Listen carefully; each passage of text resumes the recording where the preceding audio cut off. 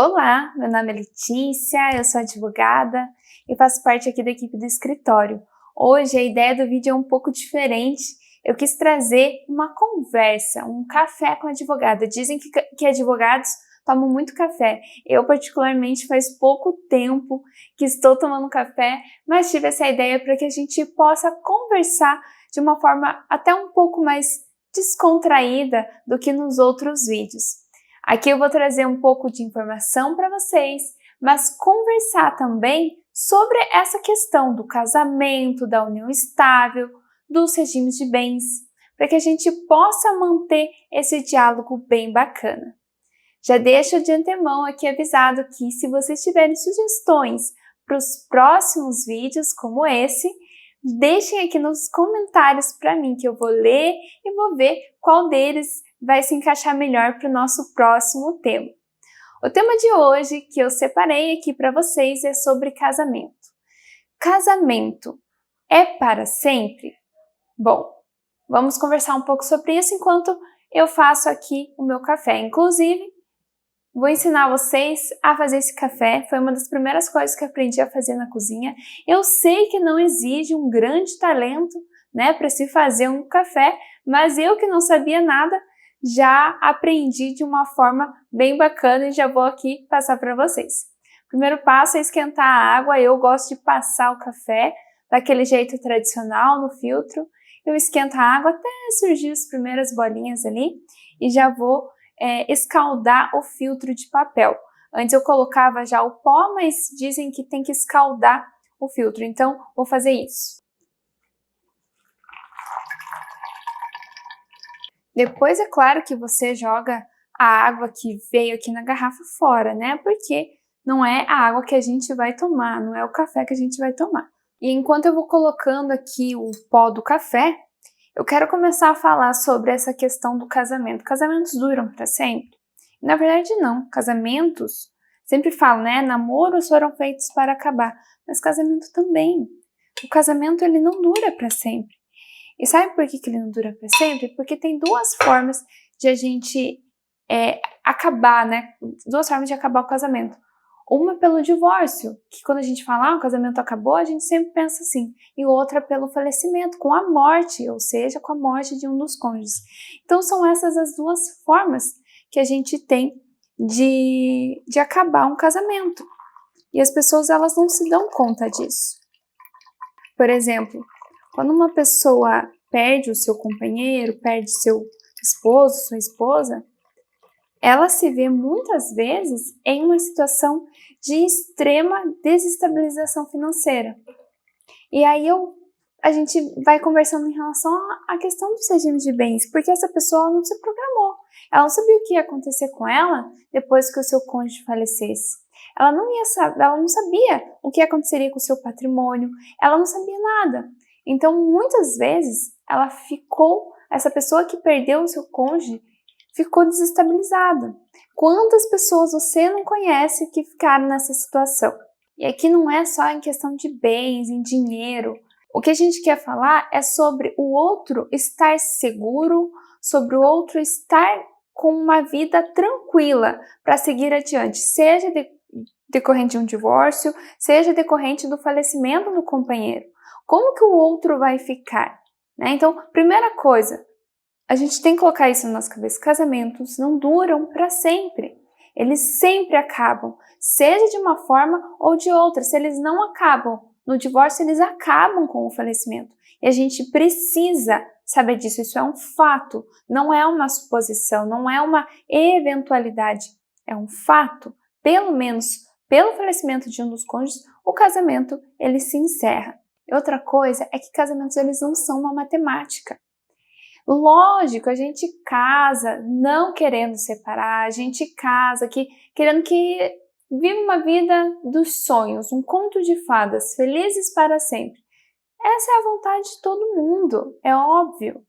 Mas a vida não é uma matemática e os relacionamentos também não são. Tem pessoas ali envolvidas. E as pessoas são complexas, as pessoas elas não são simples. E embora você faça planos de ficar para sempre com uma pessoa, você não sabe o que vai acontecer daqui 10 anos com o teu relacionamento. Aliás, ninguém tem poder de controlar os atos e as atitudes do outro. Não existe essa possibilidade, não tem como. Então a gente tem que aceitar isso, que as pessoas são complexas, os relacionamentos são complexos e a gente tem sim que fazer tudo para dar certo dentro das nossas possibilidades. É lógico, né? Mas às vezes as coisas acontecem de acabarem em divórcio mesmo, agora falando especificamente.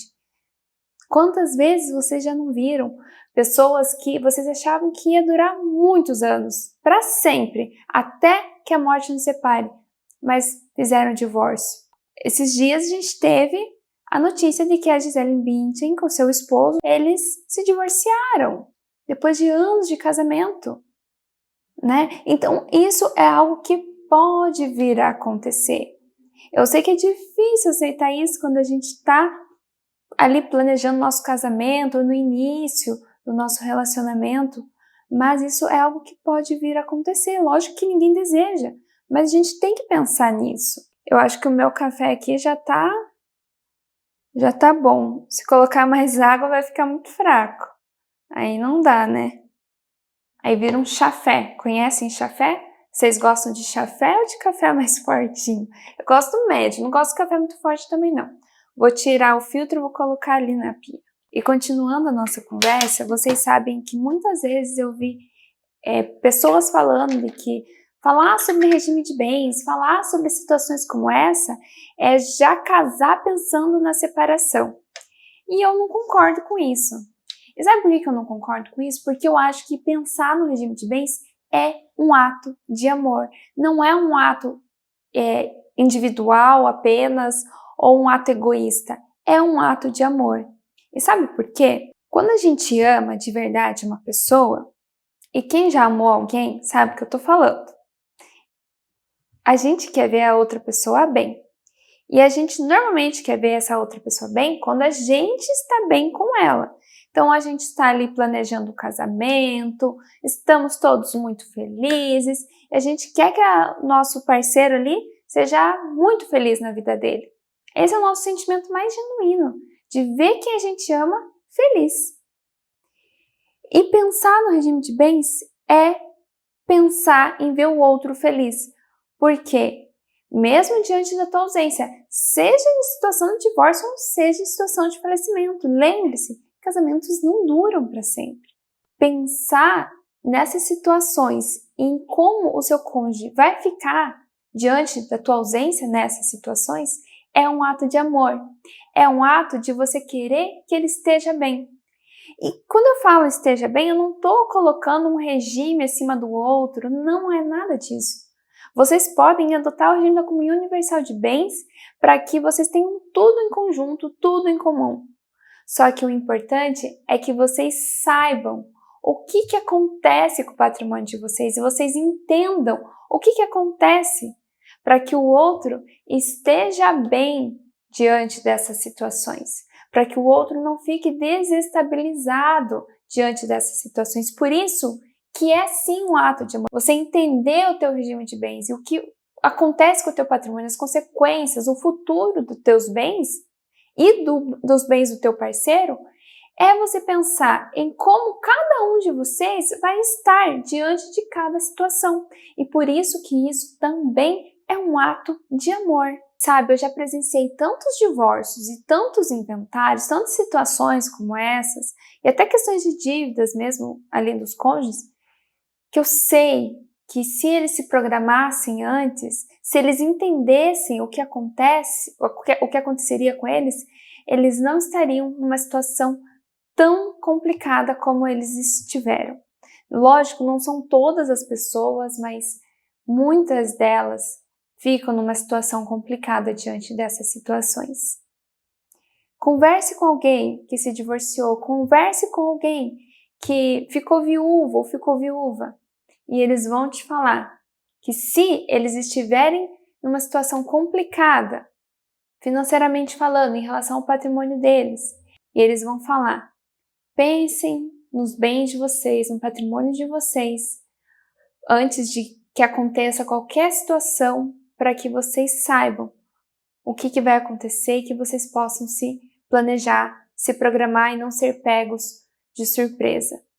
Eu garanto isso para vocês, porque isso é uma coisa que todos falam.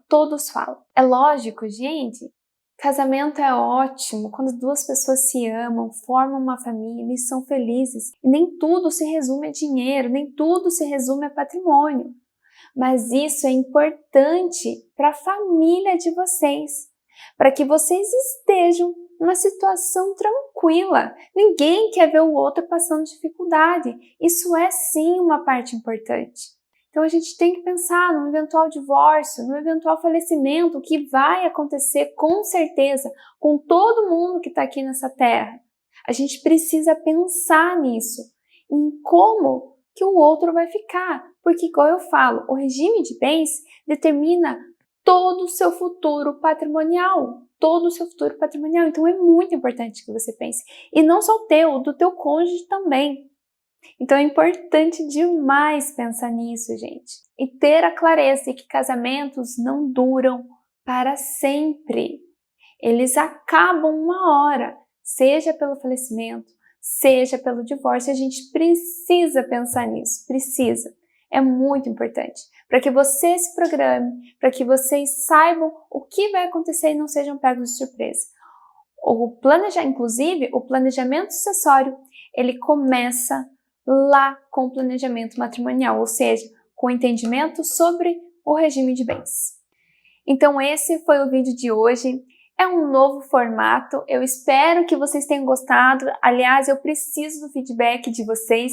Me contem aqui nos comentários se vocês gostaram desse formato de vídeo, de a gente falando um pouco mais sobre essas questões que envolvem o casamento, os regimes de bens. E se vocês gostaram, também deixem sugestões dos próximos vídeos para que a gente possa conversar sobre outros temas relacionados a casamento e regime de bens, e união estável e relacionamentos. Muito obrigada por assistir e até o próximo vídeo. Tchau, tchau!